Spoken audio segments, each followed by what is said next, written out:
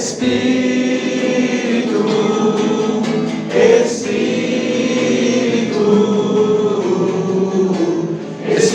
Santo de Deus,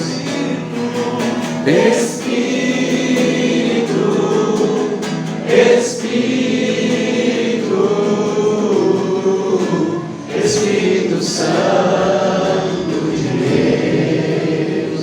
Esses caminhos que o demônio nos leva. Aí, meus amados irmãos, o pior sofrimento que eu vivi na minha vida, que marcou a minha história, não foi os abusos sexuais, não foram os abusos, não foi a rejeição, não foi o ocultismo que eu vivi e vivi mergulhado mesmo nisso, não foi as duas quase overdoses que eu tive com cocaína e com maconha, não foi o medo de morrer no tráfico, não foram isso. Foi quando eu tinha para 10 para 11 anos de idade. Mas eu quero dizer algo para você. Quando um pai e uma mãe não tem Deus, onde que um pai e uma mãe colocam o filho?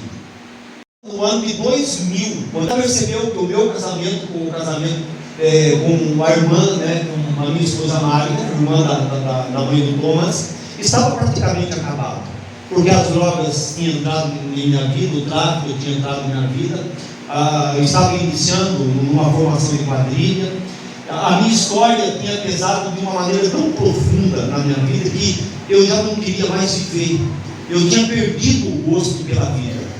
E ali, eu e a Marga, casados já há 12 anos, com 3 filhos, aliás, com 2 filhos na época, o meu filho Joaquim com 7 anos, a Maiara com 12 anos, mas as drogas tinham me roubado tudo deles. Eu não vi a Maiara com o Joaquim dar o primeiro passo, eu não vi a Maiara com o Joaquim formar a primeira palavra, a primeira frase, dizer a primeira palavra, me tirou tudo de mim. E aí no ano de 2001, a Marta já caminhando por 9 meses, vou fazer uma experiência de oração na cidade de Tu, nós moramos na cidade de Salto, e quando eu chego na cidade de Tu, eu tinha ido na cidade de Tu, por um apelo que eu tinha feito no banheiro da minha casa. Marta, 9 meses caminhando, e eu entrei no banheiro da minha casa no ano de 2001, ali no mês de fevereiro, e falei assim: se Jesus existe, como a Marta prega aqui em casa, como ela fala aqui em casa, como ela entra aqui em casa, se ele não entrar, se o Senhor não entrar em minha vida daqui 7 dias, eu vou me matar, eu vou cometer o suicídio.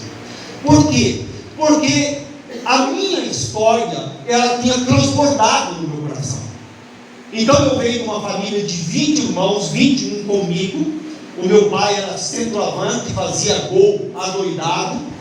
E eu, nessa jornada aí na minha família, eu não conhecia minha mãe.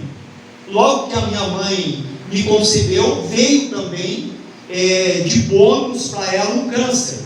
E naquela época, 57 anos atrás, era muito difícil você lidar com um câncer. Então as minhas irmãs contam para mim que como o câncer da minha mãe era um câncer tão agressivo, tanto na densidade, na intensidade da enfermidade, como também na dor, que a minha mãe tinha que segurar as mãos das minhas irmãs, até morder o braço de algumas delas para amenizar a dor. Morfina não passava a dor.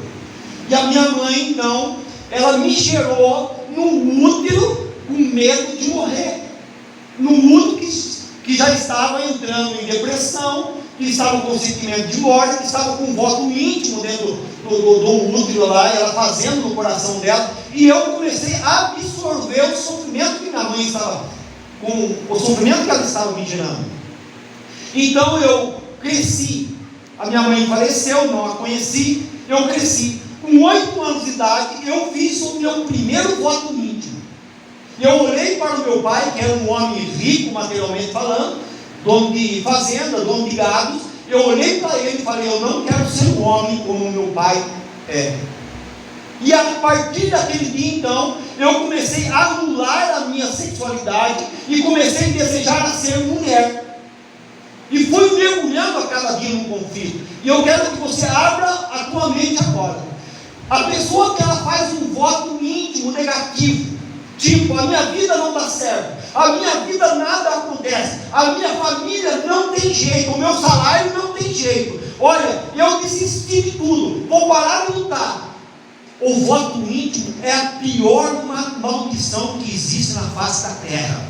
Segundo alguns padres, entendedores de cura interior, diz que quando eu faço um voto íntimo no meu coração, penso negativamente ou falo palavras negativas ao meu respeito ou a respeito da minha família, é uma maldição interior, onde nós afirmamos que Deus não pode mudar a nossa história.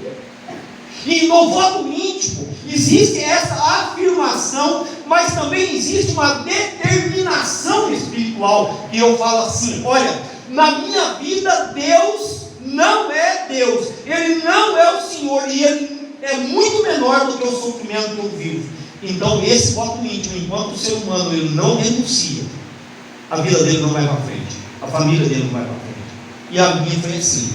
Esse voto íntimo me lançou a 6 abusos sexuais sofridos, tentei o suicídio 2 vezes, ajudei muitas e muitas vezes, ajudei fazendo despacho e descarrego no budismo, eu era ajudante de algumas entidades, eu fui mergulhando no pecado e na dor.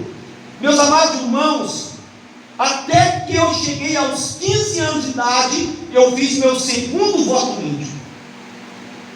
Quando eu olhei para o meu pai pela segunda vez com ódio e falei assim: eu não morro enquanto eu não matar o meu pai, enquanto eu não tirar a vida do meu pai.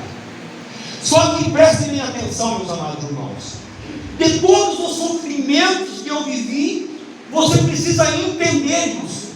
A nossa vida ela é marcada por muitos sofrimentos, não é assim? Ela é marcada por muitos sofrimentos.